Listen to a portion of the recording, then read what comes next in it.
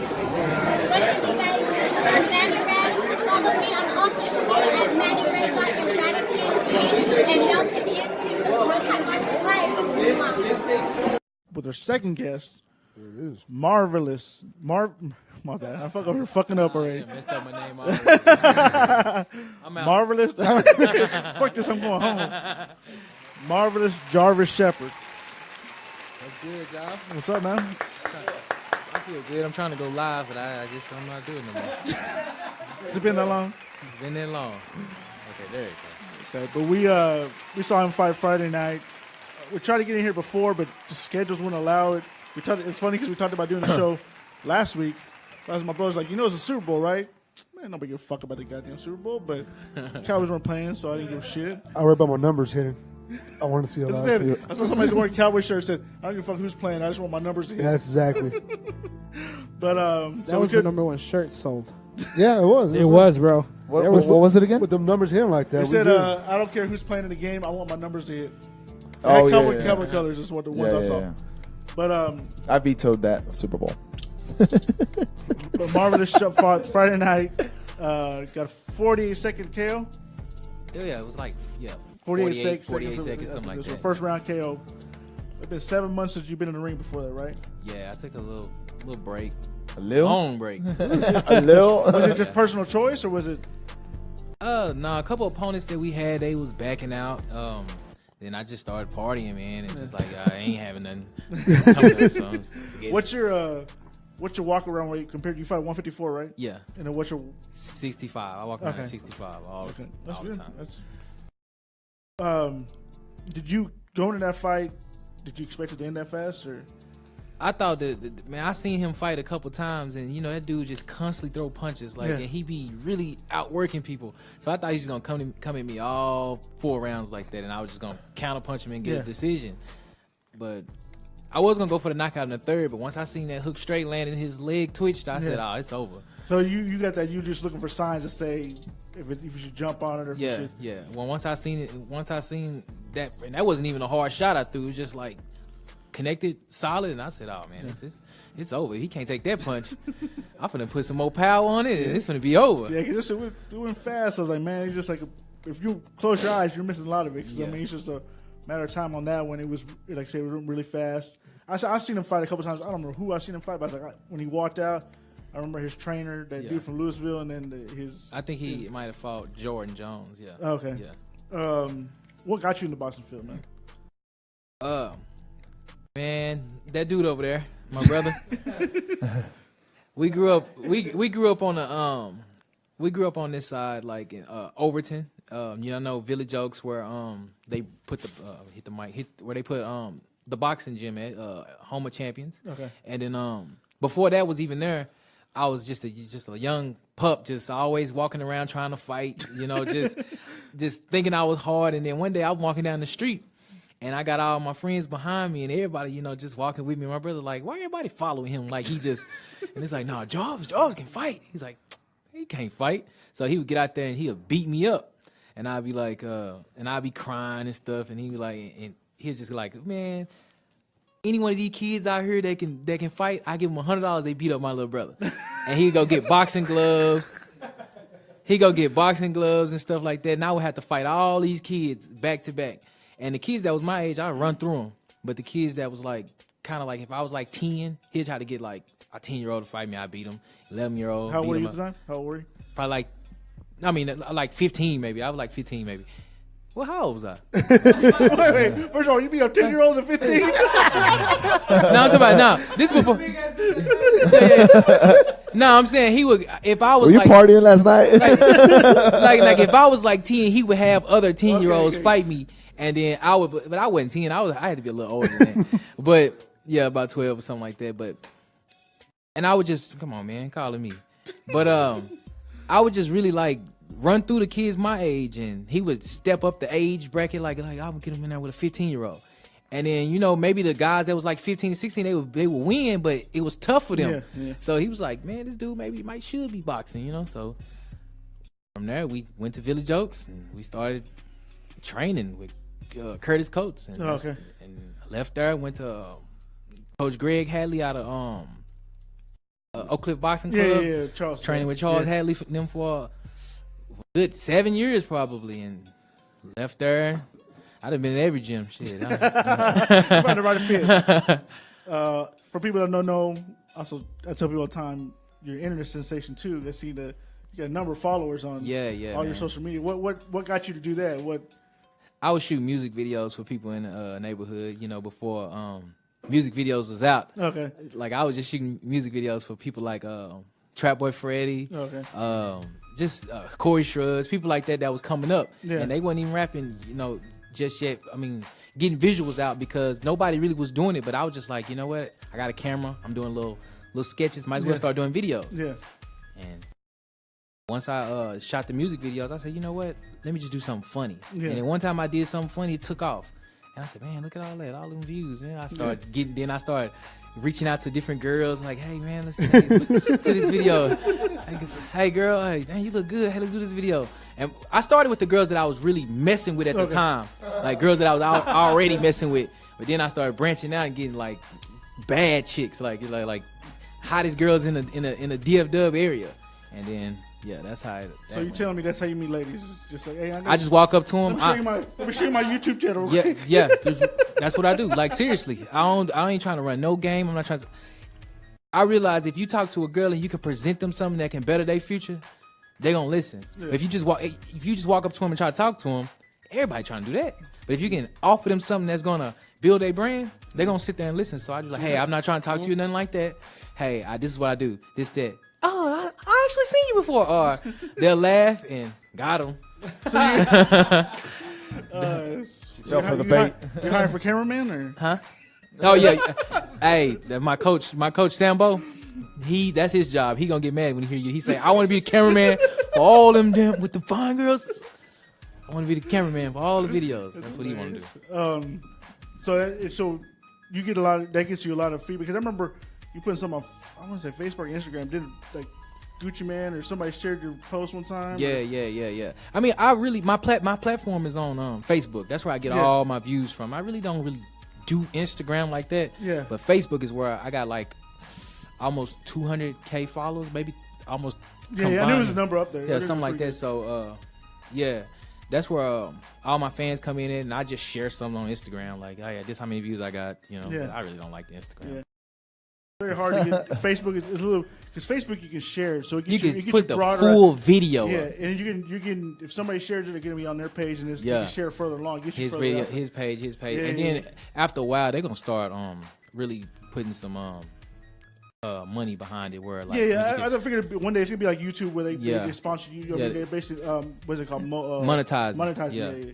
They gonna really put some money. It's only right now. I think it's only if people are really big. Like if you got like millions of followers, they're doing that right now. Yeah. But It's still people get living off those videos. Oh yeah. I got my kids watch people playing fucking video games, and they're like, "Oh, they're getting 2 million subscribers." That's good. And some of my videos be like, not too kid friendly, but it'd be a lot of kids walking up to me. I'd be like, "Where your mom at, man?" so you get noticed walking around. People are like, "I seen you somewhere." Yeah, I all these little kids walk up to me. I seen you with that girl with that big booty. I'm like, "What the hell, boy? How do you?" You'd be surprised about how kids nowadays have access to. I personally, because I'm a teacher, I personally believe there should come. It sounds stupid, but I believe they should come up with a law for kids a certain age where they can have a phone and access to.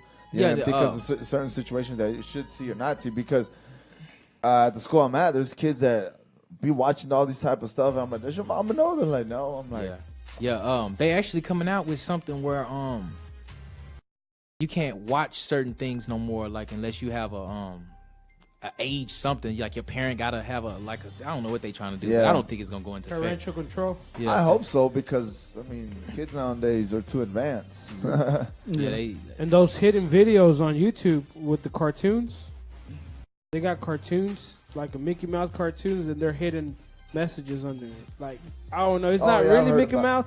If the kid is watching it.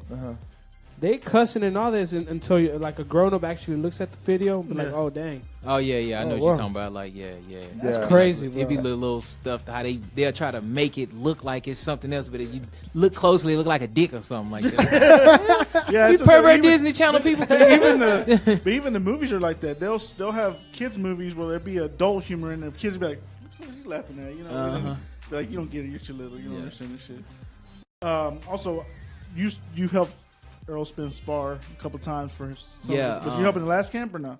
Yeah, just for like a week. For like a week. He really didn't want to get used to the left hand stance. So just for the last week.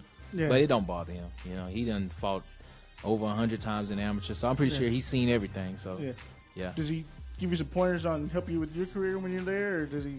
Yeah, I asked him questions like when should I start losing weight? When should I stop sparring? When should I, and he texts me all the way up until he walking into the ring. So, you know what I'm saying? Like, he could have easily, like, I'm finna fight, man. Leave me the hell alone. But he was still texting me even, the weigh-ins and, oh, yeah, stop doing this around this time. Run here. Substitute that with that. If you're not sparring, run wind sprints. So, yeah, he's really a cool dude, man. How's the power? The dude hit like a middleweight. And the crazy part about it people don't know is I fought him twice in the amateurs, and he beat me. Nobody knows that. And I'm finna find that video because I feel like the first time we fought, I feel like I kind of won that, and we be arguing about that. I be like, Earl, I'll beat you that first fight. He be like, boy, I dropped you. You came at me though, but I dropped you. I was like, nah, that first fight I had you. Second fight, he got on my tail. Boy. Second fight, he was a whole nother monster. I was like, man, he went out there and got some extra training. So I guess y'all around the same age then, if you're. Yeah, we actually. He's 1 year younger than me. Okay. Yeah, so.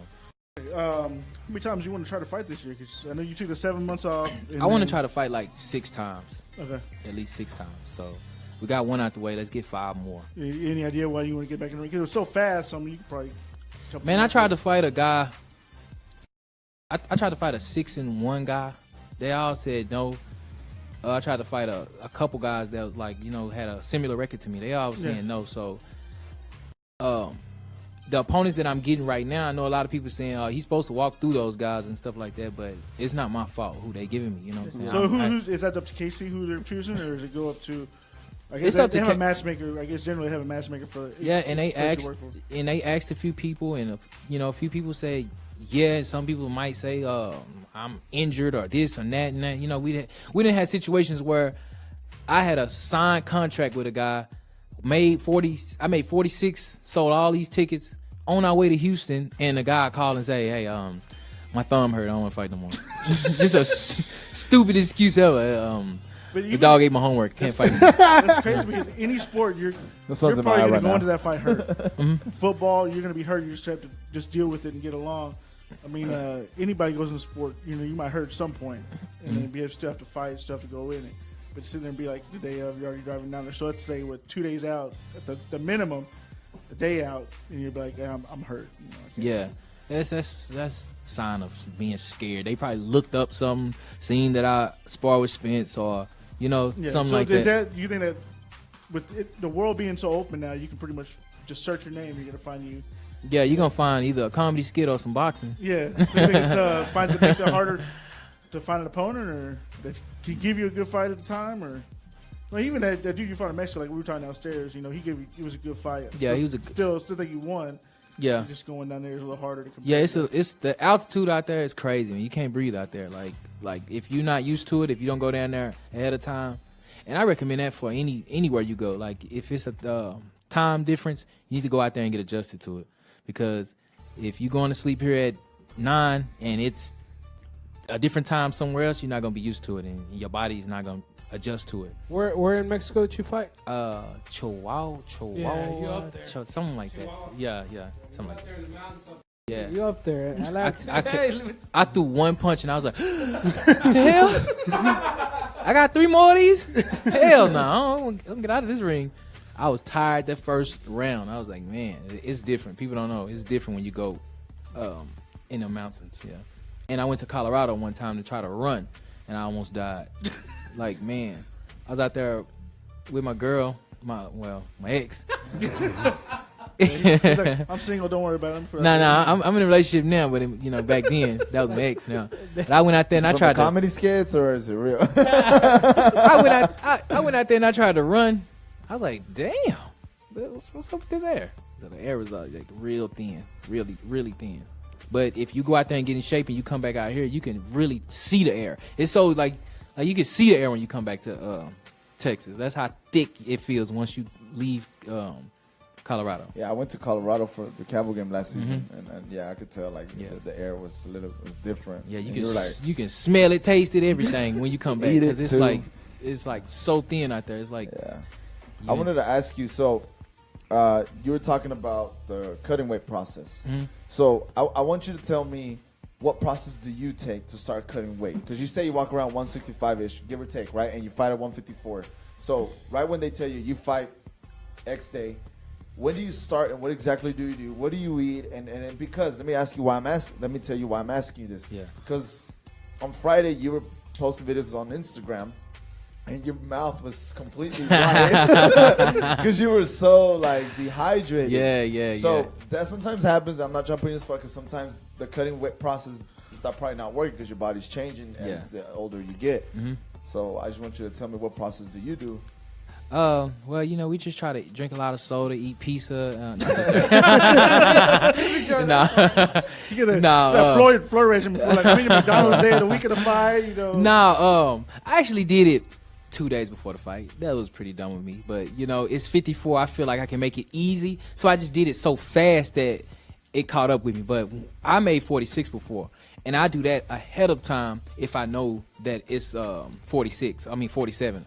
So I do it ahead of time. But like 54 is so easy to make that I just be like, I could just do it the last 3 days, and then I just drain myself. But what do you do? Like sauna bag? Do you put yourself in the sauna room? Because I saw you were in the sauna room with the sauna bag. You're like, okay, I gotta drop 2 more pounds. And you had that sauna bag. I cut the heavy foods, and I probably substituted with like fruits, water, maybe like vegetables and stuff like that, and then I get inside of the steam room.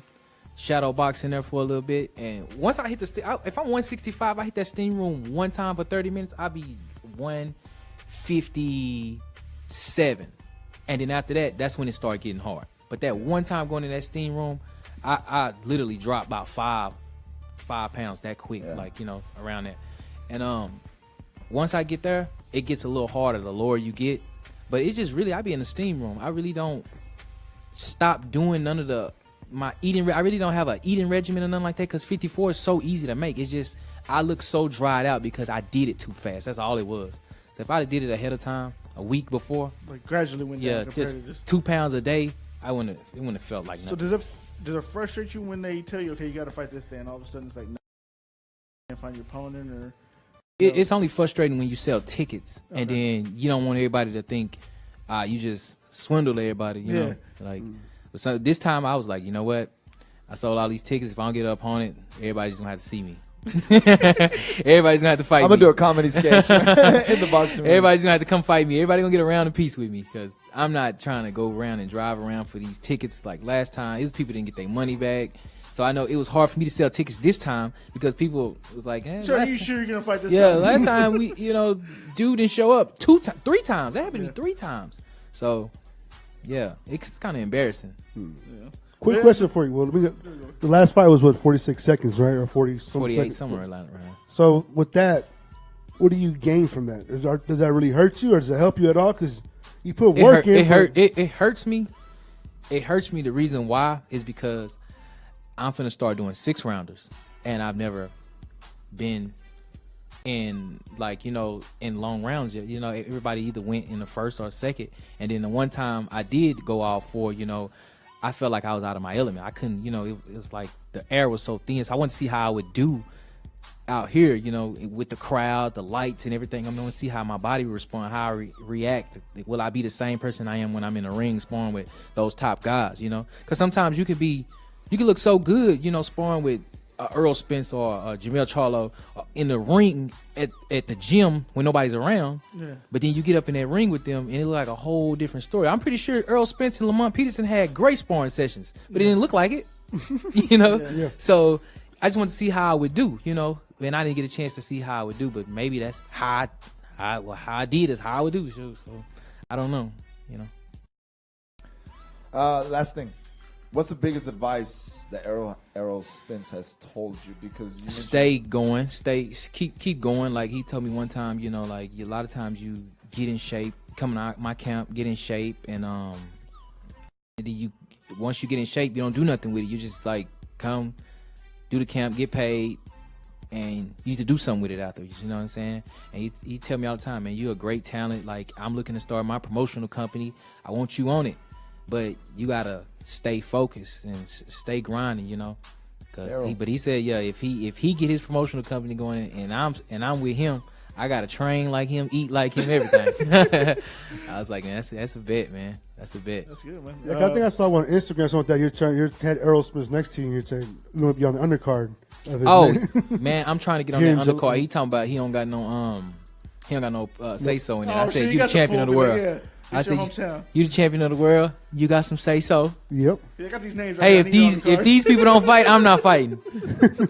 So now, hopefully though, man, it look good on him too, because it's just like he's a world champion and he's going around. It's like all they're gonna say is a world champion finding other world champions, you know. Exactly. And he's gonna Does it look good? He's showing the people out of his city. You know, Yeah. show, hey, you on my, showing love to the city. But I get on one. This won't be. If I don't get on this one, he'll have another fight in Dallas, and I get on one of those cards, you know. So and then you gonna just meet out here and be like, yeah, something. Hey, somebody cut me a check. Somebody. So I appreciate Jarvis coming. Thanks to Casey for letting it happen. Go ahead and give out your social media for people can find you. Marvelous Jarvis. Everything. Instagram, Twitter, whatever I got is Marvelous Jarvis. Like, I don't even know what I got. I got a lot of social medias, but all of it is Marvelous Jarvis. Marvelous JARVIS. All one word with the ad at the front. Oh, I can't forget that. With the ad at the front. It's been another great show, man. Appreciate everybody for coming. I think we're gonna try this 2 weeks from now. Try again. We're trying to work something out, have somebody in. I know we're gonna have somebody call in. Hopefully Eric Dayton. I already talked to them about trying to call in. So it's been fun, man. It's been fun. Everybody have a blessed week. It feels good to be here and talk about boxing. Yeah. And just to let you know, who y'all got? Triple G and Canelo fight again. I got Canelo. That's 2 months away. I'd rather Canelo. Thank you. I got Canelo. I did too. Triple I G, mean, there's no way- Triple D like a walking robot, and He is. and Canelo's gonna. I think Canelo's gonna outthink him. I think he's gonna outbox him and outthink him. He's not gonna knock him out. I Like- can tell you, Canelo's not gonna knock Triple G out. Either way, no. He's not gonna knock him out. either. He's not gonna knock him out, but I think he's gonna outthink him. Canelo really is one of the best fighters out right now. Like, and people just don't really just see that. You can see him actually in there thinking, actually trying to figure out ways to neutralize his opponent and stuff like that. He's not just going in there just doing anything, you know. Canelo's a beast. So I got Canelo. Who you got? He has Canelo. That's I heard the think same. it's I heard Triple G. I heard the He same said song and dance last fight, so I'm still rolling with Triple G all day. So No, but it'd be more common to talk about what Danny Garcia and Brandon Rios, because that's Danny. Danny Garcia. It's Danny. I mean, Yeah, I've been a Rios fan, but it's not. Yeah, Brandon Rios just always comes straight forward. That's all he Yeah. does. And, Yeah. I mean, you just saw how he got badly exposed by Pacquiao. Yeah. But anyways, it was a good show, and All right. it feels good to be back. And shout out to Nacho. Nacho, Oh, the- Junior, the sound. the man behind the Magic screen. Man. That's dang. Made it all work. Hey, you made it work, bro. Appreciate Derek you James so much. tuned in, so We had a lot shout of out to issues. Derek James. We got the some coach of the technical. year. I'm telling you, that technical difficulties could get you gray hairs in a minute. I tell you.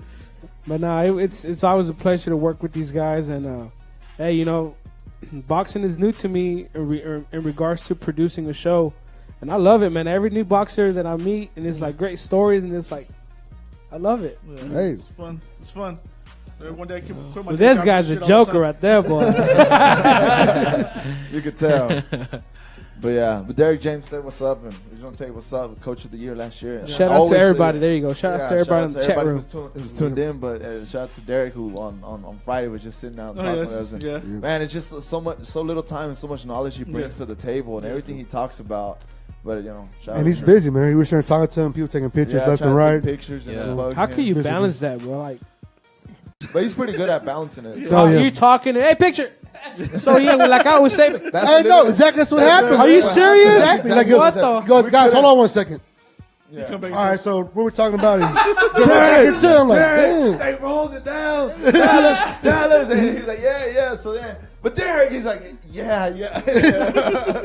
But yeah, nah, Humble dude. Yeah, very he really professional. is. Good interview we had with him the last time. Anyways, we're out. We're done.